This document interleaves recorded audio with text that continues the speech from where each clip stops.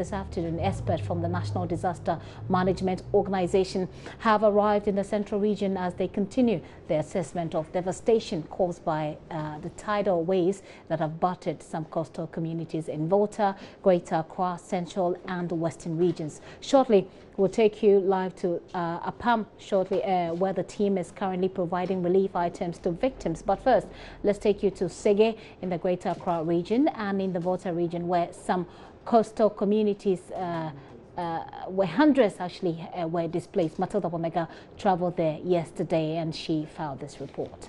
So I'm currently in Blekusu here in the Volta region, and this is a classroom where several of these displaced residents here within this particular community are putting up. They've been here since last night.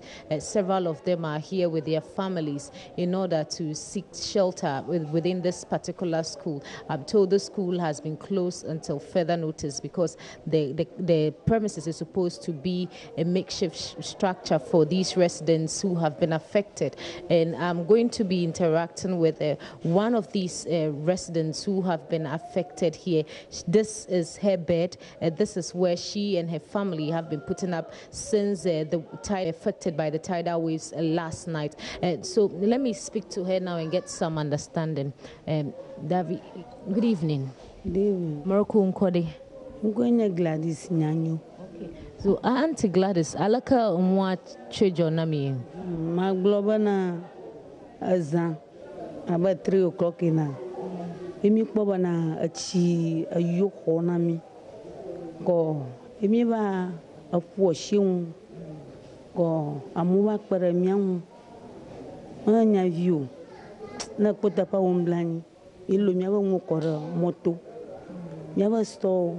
Amayo, mula makata, agblan, ya vinova school, school bano, mukata, agblan, ali mochota, miesi, koba, mukata, la miakata, inyalaki, miwala, miamaneni.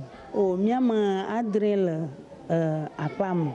Basically, what Auntie Gladys is telling us is that since last night, she and her family had to seek refuge in this particular building because of yesterday's flooding within their particular area. And she is saying that they have been terribly affected. Most of them had to escape from the flood waters because it had gotten to her waist level as at the time they were being rescued from their homes. So yes, it's something that they are used to. It's an annual thing, but it appears this year's situation is worse than what they have been used to. What she is saying is that she's appealing to government to address the situation, that is implementing a long-term plan to address issue about flooding within this particular community. And she's not the only one in this room. Like I told you some few minutes ago, she's here with other members of her family, and they are putting up here.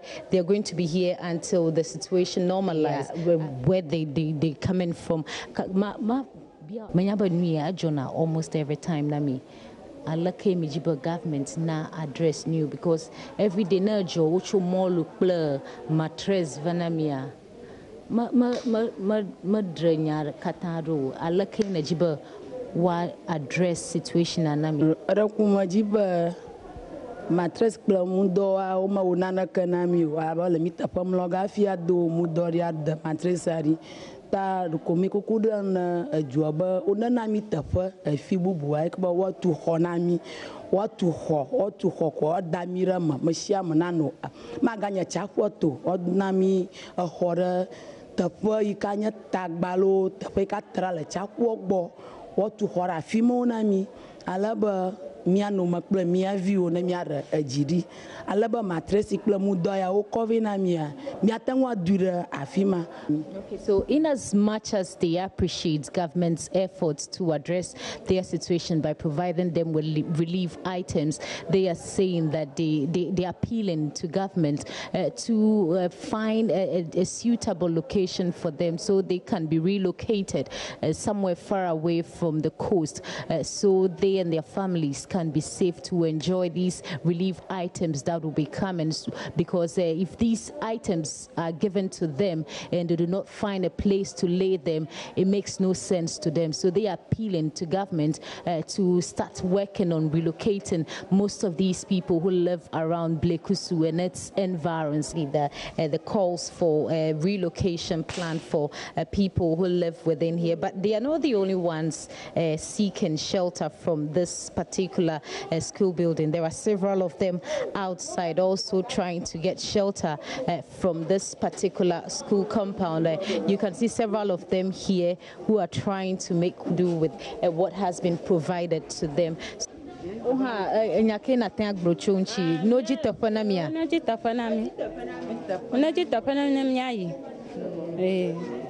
Well, already by ya Joafia, no Jitapanami. Already. Katapaka Jimile. I come to me, Boko, Bamianoko. Okay, so it appears to be a divided opinion here. Some of them are ready and willing to move out of this place if government should go ahead with its relocation plans, but others are also not ready. Yes, most of them here are fishmongers. That is their main source of livelihood, and their husbands are also fishermen. If government should go ahead to relocate them to a different community, it means their jobs are going to be on the line. So they are appealing to government to first of all address issue about the sea defense project. Government should expand the sea defense project to cover Blekusu and its environs.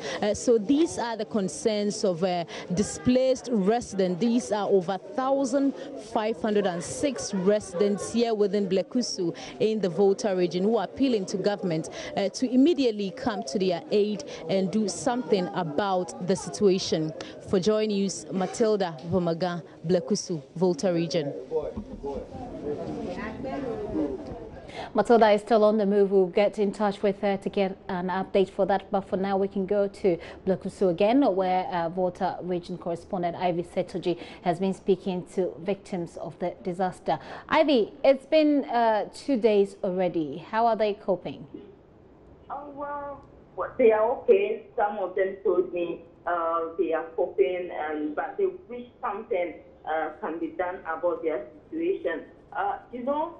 Because school is no more in session, you see children launching around, especially in the premises, because their parents are also there.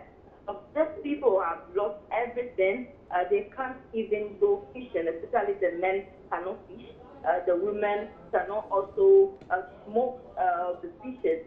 And so they have nothing to do. So all they do for the past 2 days is to sit down in the school premises and wait on government to do something. And now there's this family of 6, the father, the head of the family, Joseph, who is critically ill as we speak. This morning, he was rushed to the 37 military hospital. Before then, I had an interaction with him and his daughter.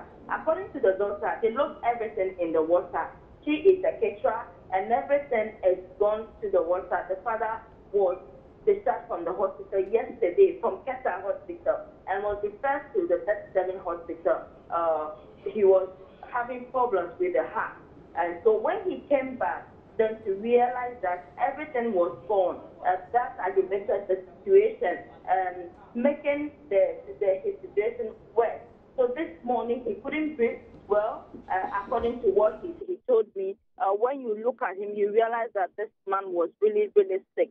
So after we had an interaction, he was rushed to the 37 military hospital for attention. So this family, right now, they don't know what to do. Even the man who rushed them to the hospital is the one who is going to put the hospital before. The meantime, according to him, he will just have to help them for the meantime as they look for her, because right now they don't have anything left to even take care of their father. With regards to this particular family, Ivy, were hospitals in the area affected as well by the floods? Oh, not really. Hospitals are not affected. We have the main hospital at Keta, that's the municipal hospital, and one at Ketu South. So hospitals, they also have clinics in the community, but it does not. None of the hospitals or clinics have been affected. Ivy, why didn't they then take him to any of the hospitals then for them to have waited, for the situation to aggravate so that he has to be brought to the 37 military hospital? Well, he was referred from Keta Hospital yesterday to go to the 37 military hospital, but because there was no money, they couldn't go, and he had to put up with the family at the classroom at the social access school. So that was why it was this morning that a journalist who came to work on the story, a freelance journalist who saw him and decided to take him to the hospital. Exactly. I see. His family at this point are hoping that he'll get better, I believe, Ivy. But are authorities in the area doing anything about this, apart from NADMO going around with mattresses and rice, etc.? For now, no. For now, it's NADMO who are doing the distribution. We have not had any one to help. Well, there's the 7 Seas salt mining in Adena also came with some bags of rice, oil, and 20 bags of rice and other products yesterday at the assembly to help. So apart from that, no one has been able to send a helping hand to this people. Any idea how long they're going to have to be in that school? Well, for now, we just wait and see what happens because, according to the headmistress, she is praying that these people get somewhere to stay so that children can get back to school. But for now, nothing like that is happening. It's happening. Yes, it seems the people, the residents, will have to put up there for some time so government does something about their situation. In your interactions with them, does it sound like they'll be moving to put up with family or friends or anything like that? Well, some of them said they would have loved to put up with families, but even those families don't have enough space to accommodate them. So they may not be able to.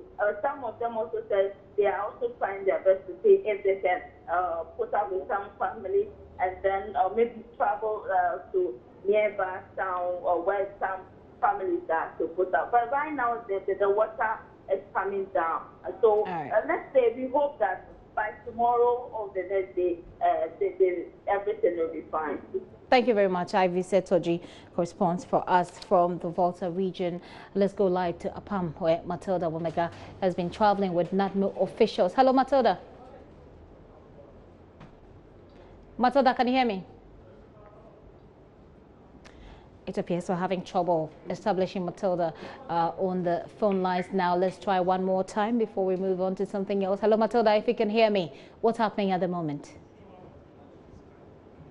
We don't have her at the moment. We'll try and get her back. If we don't, we'll get you some more updates in our subsequent bulletins. Right now, Dr. Dennis Wolanyo Aheto is the director of the Center for Coastal Management at the University of Cape Coast. He joins me via Skype with insight into how Ghana's 550-kilometer coastline can be managed in order to sustain the livelihoods of those who live along the shore. Welcome to the show, sir. Thank you very much for your time as well. Yeah, thank you. Good afternoon. All right, good afternoon. Now, we know of open defecation and sanitation issues along the coastal lines. What impacts do these human activities have on the ocean? Well, in terms of open defecation, of course, that has to do with our health and the health of the fishes that are landed. That is basically the key issue here.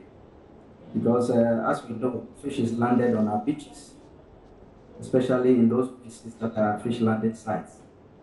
And if we are openly defecating, what that basically means is that coliform, some microbial organisms eventually get into fish that we eat, especially if the fish is not cooked. You know, so that is a basic problem. I see. Aside that, there are other key issues that we got to know about, which has to do with the waters running into the marine environment, because that is a source of pollution, because then the fecal matter eventually gets into the ocean and further pollutes the marine environment. But then there are also some coastal water bodies that we have along our coastline that has to, referring to lagoons and estuaries, which are basically nursery grounds for marine fishes. These also eventually impact on aquatic life. Not to, talk too much about aquatic life, but we know that some of them are in danger, etc. But how do we link some of these things? I mean, the things that we do on our coastal lines to the tidal waves that we experience, almost that's all becomes perennial. Yeah. Tides are a natural phenomena because basically refers to the rise and fall of the sea level.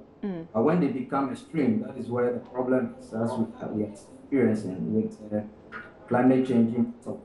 You have extreme storms that are more or less going over water, and kind of, we want to refer to them as onshore winds that drive the levels of the sea onshore to land, and eventually this becomes a problem as we are experiencing.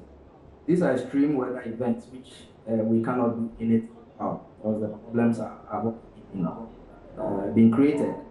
But I must say that sea level rise is an issue that is being talked about world over, and in Ghana we are experiencing this even along the Kita and the entire, not just Kita, but also the entire stretch of Ghana's coastline.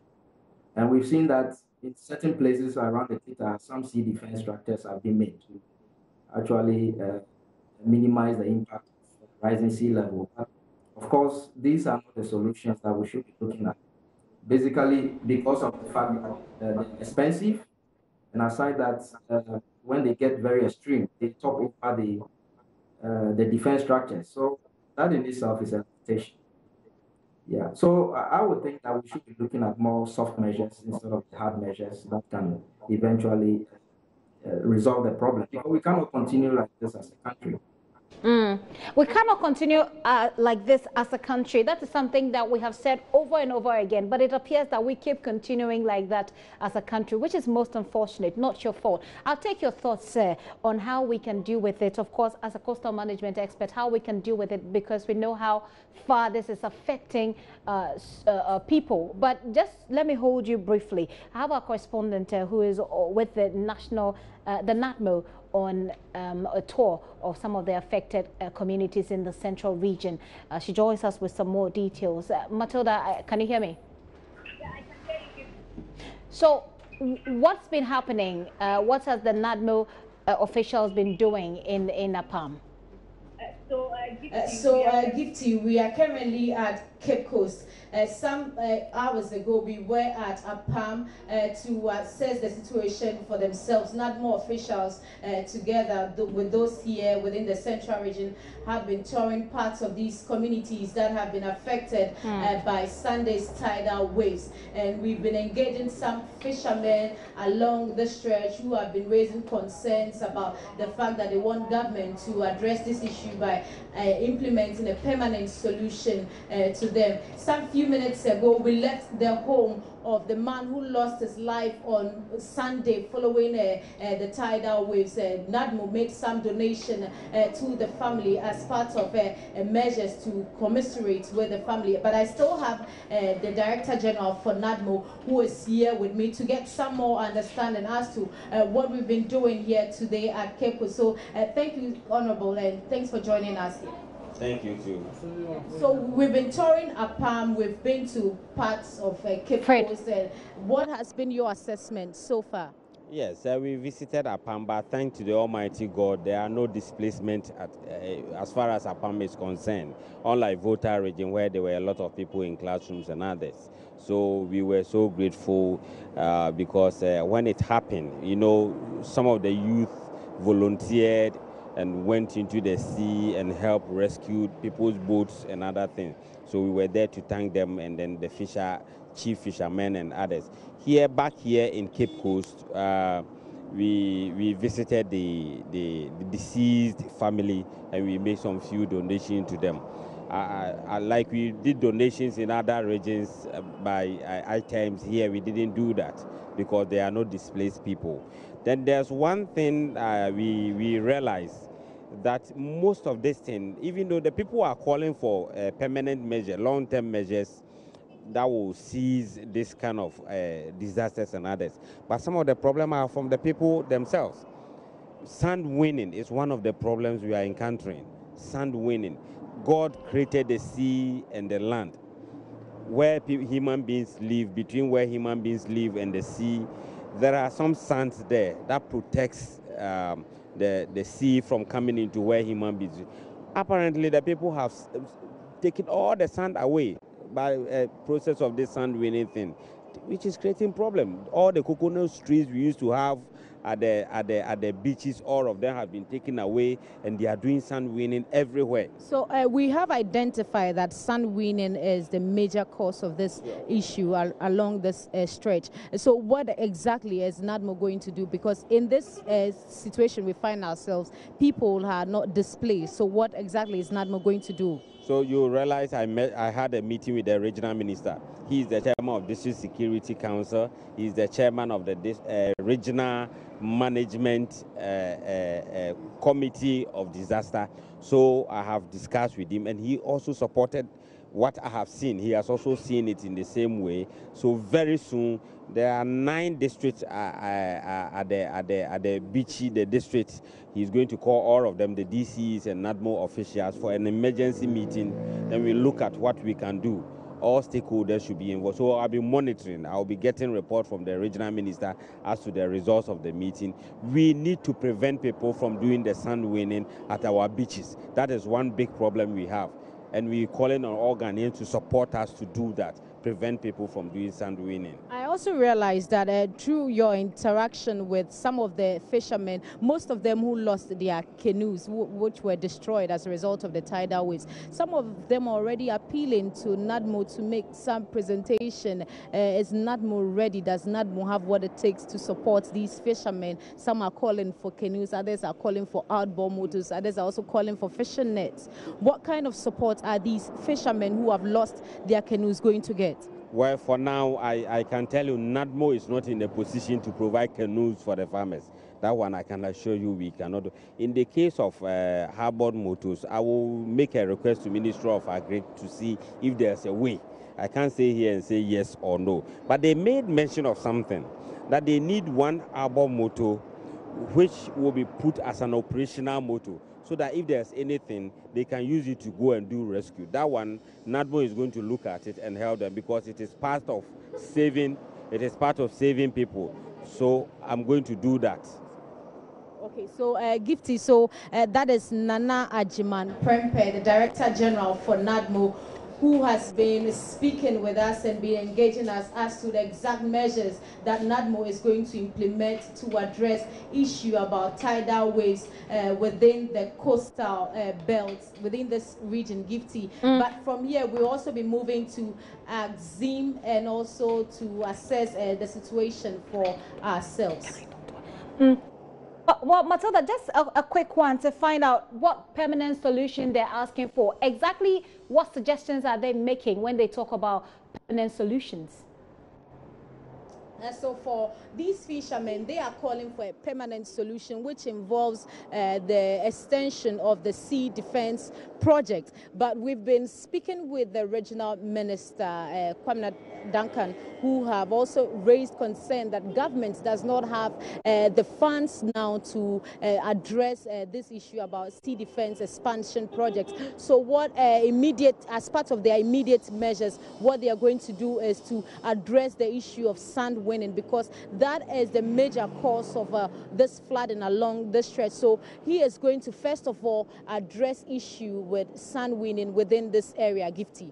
Thank you very much, Matilda. Matilda Wabega is with the NADMO team, and they're looking at touring areas of the central region and trying to reach out to those who have been affected by the tidal waves. Of course, some of the fishermen are looking for canoes and not rice and mattresses, but of course, perhaps they should have insured. Maybe they have insured their canoes. That's something that we can go into much later. But so you know, Dr. Aheto is still on the line, on Skype with me, trying to assess the situation and how we can deal with it. Sir, thank you very much for holding, and sincere apologies for having you hold. But then back to the discussion we were having. Now they're talking about lasting solutions, which people will say, well, we should have talked about this many years ago. Perhaps we have spoken about it, and it has always ended in talk shows. At this point, from your studies of coastal management, etc., what would you suggest would be a permanent solution? Yeah, thanks, Gifty. I think the issue has been highlighted in terms of sand winning. Yeah, sand is the first natural defense structure against such occurrences. And if you look at along our coastline, especially in areas where we have beach sand, commercial extraction of beach sand is pervasive. It's a very big problem. We are seeing quite a huge quantum volumes of beach sand that are being transported. But we also do know that under the minerals beach sand mining is illegal. And so I would propose that we look at the issue from a demand-driven side, where people or Ghanaians make up their minds not to purchase beach sand for their building. I think that would be the broader issue to look at. Yeah, I would also propose beach nourishment programs where we also plant vegetation on the dunes in places where they occur. But then we should also discourage the pattern of coastal vegetation, which has already been mentioned by the other colleague, cutting of coconut trees and so on. But we should also be mindful to dredge our waterways and opening gutters. That sounds like a very known solution which we never get to the bottom of. What you say? Yes, but we got to take the issues right, hit the issues right in the head. Because once we have these things going on, I mean, we cannot have a solution. But from a broader perspective, again, as a country, the National Development Planning Commission should come up with a vision for coastal management in terms of how we do our coastal and marine spatial planning, which then will take into account erosion control and issues like that. Yeah, because if you look at the costs involved in creating such massive natural defense structures, I mean artificial defense structures, it's something that we cannot sustain as a country. Even the sea defense, the sea defense is not sustainable. The sea defense projects. It is partly a solution, but for countries that have the resources to do that is okay. But the point is that we tie that with sometimes they overtop such defense structures, and then their relevance is not seen. So I would rather suggest for quite a number of soft measures that, I mean, looking at the issue of sand winning, beach nourishment, trying to reduce the cutting of our mangrove or other coastal vegetation, and then we should also engage NADMO in planning processes when it comes to vulnerability assessment in the first place. And I think that we also need to sensitize coastal communities, especially in those that are living in low-lying areas, to relocate, or putting up our buildings on higher grounds. Right. Because other than that, we would be seeing the situation where we are increasingly losing lives. I see. All right. Thank you very much, sir, for your time. Very well said. But whether or not we will be able to follow through some of these suggestions, which I'm sure the authorities must have access to elsewhere, is another issue. But thank you very much. Dr. Dennis Aheto is Director of the Center for Coastal Management there, sharing his thoughts with us on how to sustainably deal with tidal waves and its related issues. So still watching The Pulse with me, Gifty and Apia. Take a very quick break. I'll be right back. Please stay.